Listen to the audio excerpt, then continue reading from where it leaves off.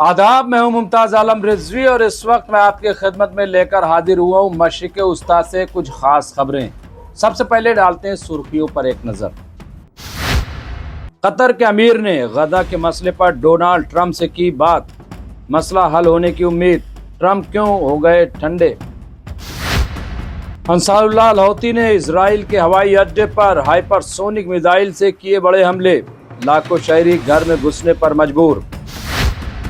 Pope Leo का कहना है कि वो आलमी अमन के लिए हर मुमकिन कोशिश करेंगे। इस बयान से गजा के लोगों के दिलों में पड़ी ठंडक। कतर जाने से कबल ट्रंप ने सऊदी अरब में शामी सदर से की मुलाकात, शाम पर आयत पाबंदियां होंगी खत्म, बदले में पूरा शाम होगा अमेरिका के हवाले। ट्रंप के खलीजी दौरे पर इजराइल ने यमन में अनखला की वार्निंग जारी की, अंसारुल्लाह हौसी ने दिया मुंह तोड़ जवाब। अमरीकी अदालत ने Israeli spyware firm NSO को पेगासस की खिलाफ वर्जियों पर $167 मिलियन का किया जुर्माना। तो नाज़रीन, ये थी सुर्खियां, अब खबरें तफसील से। कतर के अमीर ने अमरीकी सदर डोनाल्ड ट्रंप से गजा के सिलसिले में बात की। मसला हल हो सकता है, लेकिन आखिर ट्रंप इतना इस मसले पर खामोश क्यों।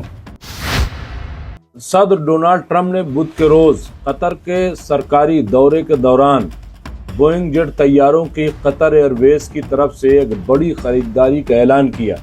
ट्रंप ने कहा कि ये ऑर्डर 160 हवाई जहाज़ों के लिए था और दावा किया कि ये बोइंग की तारीख का सबसे बड़ा ऑर्डर है। ट्रंप सऊदी अरब में बुध को शाम के रहनुमा से मुलाकात के बाद अपने मशरिक़ उस्ता के दौरे के दूसरे मरहले पर कतर पहुंचे। कतर के दारुल हुकूमत दोहा में ट्रंप ने एक सरकारी दौरे में शिरकत की, जिसमें कतरी रहनुमाओं के साथ एक सरकारी इशाइया भी शामिल था।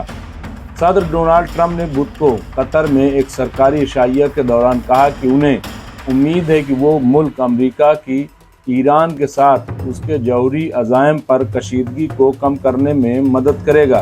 ट्रंप ने कतर के अमीर तमीम बिन हम्माद के साथ बात करते हुए कहा कि मुझे उम्मीद है कि आप ईरान की सूरत हाल में मेरी मदद कर सकते हैं। ये ख़तरनाक सूरत हाल है और हम सही काम करना चाहते हैं। गौरतलब बात यह है कि ईरान और कतर करीबी इत्तेहादी हैं। इसके बावजूद ट्रंप ने बुध के अवाइल में कहा था कि वो ईरान के साथ अपने जौहरी प्रोग्राम को ख़त्म करने के लिए मुआहदा करना चाहते हैं, लेकिन ये भी चाहते हैं कि ईरान दहशतगर्दी की सरपरस्ती बंद करे और अपनी खूनी प्रॉक्सी जंगों को रोके। मशरिक़ उस्ता के 4 रोज़ा दौरे के एक हिस्से के तौर पर सऊदी अरब में खिताब करते हुए ट्रंप ने कहा कि उनके पास जौहरी हथियार नहीं हो सकते। दिलचस्प बात यह है कि इस दौरान गजा पर कोई बात नहीं की गई, और अगर बात हुई भी है तो अब तक उसकी कोई इत्तला नहीं है कि आखिर इस बातचीत में नतीजा क्या निकला, फैसला क्या लिया गया। क्या गजा में भूखे मर रहे लोगों तक खाना पहुंचेगा। इत्तला ये है कि 60% तक ग़िज़ाइया चीज़ें मुहैया कराई जाएंगी, जिसे फिलहाल यूएनओ ने नकार दिया है। अंसारुल्लाह हौती ने एक बार फिर तेल अवीव पर बड़े हमले किए हैं। 3 मिसाइलें दागी हैं, जिसका उन्होंने दावा किया है। यह भी दावा है कि लाखों शहरी बंकरों में छुपने पर मजबूर। देखिए हमारी रिपोर्ट।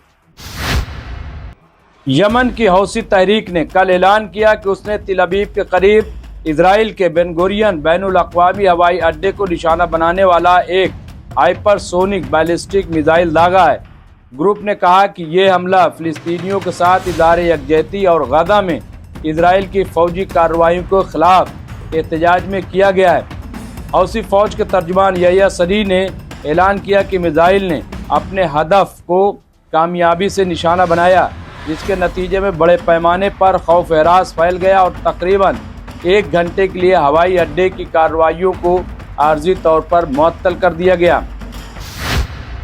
नए पोप लियो ने कहा है कि हम दुनिया में अमन चाहते हैं और इसके लिए जो कुछ हो सकेगा वो करेंगे।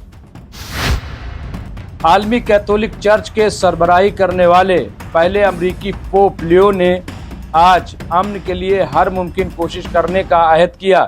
اور ویٹیکن کو عالمی تنازعات میں ثالث کے طور پر پیشکش کرتے ہوئے کہا کہ جنگ کبھی ناگزیر نہیں۔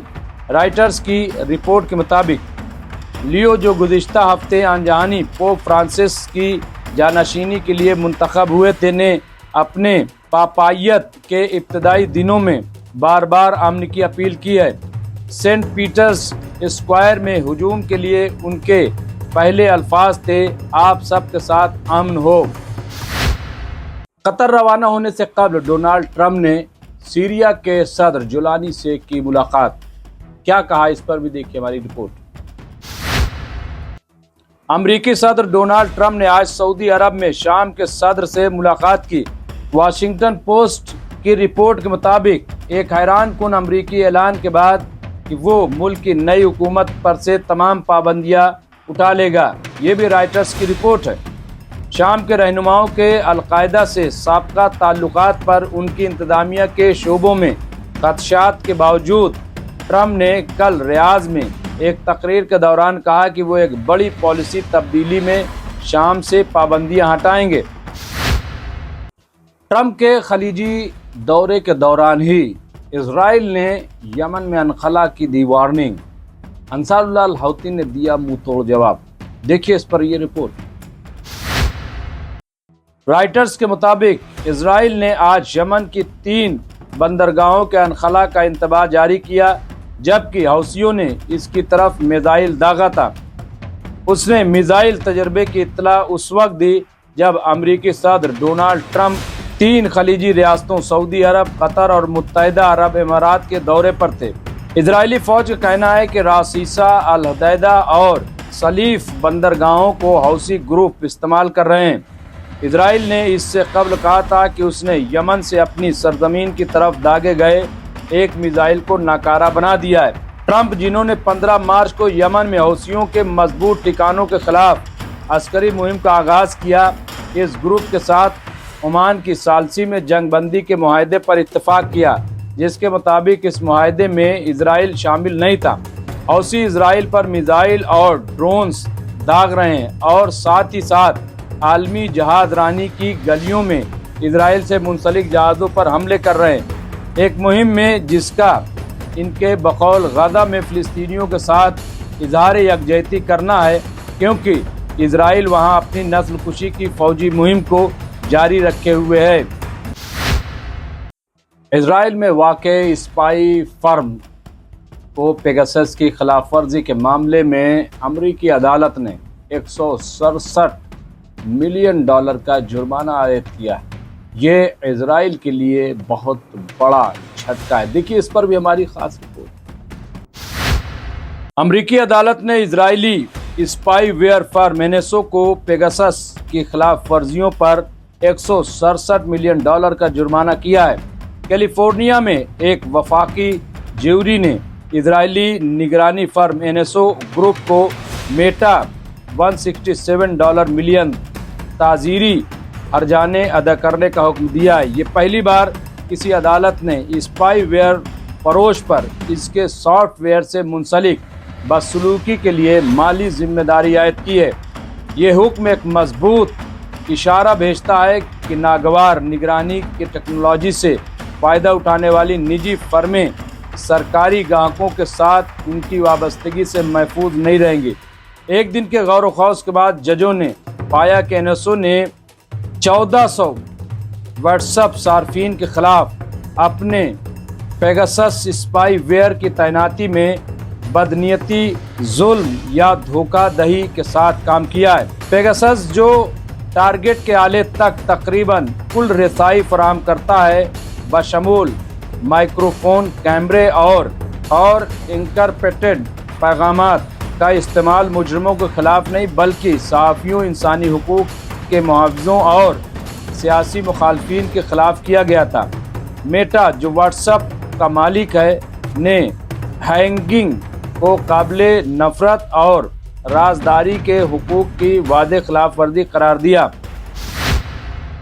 تو ناظرین، یہ تھی مشرق وسطیٰ سے کچھ خاص خبریں۔ باقی خبروں کے لیے دیکھتے رہیے MMC نیوز انڈیا، اور اگر خبریں اچھی لگیں تو شیئر ضرور کریں۔ بہت بہت شکریہ۔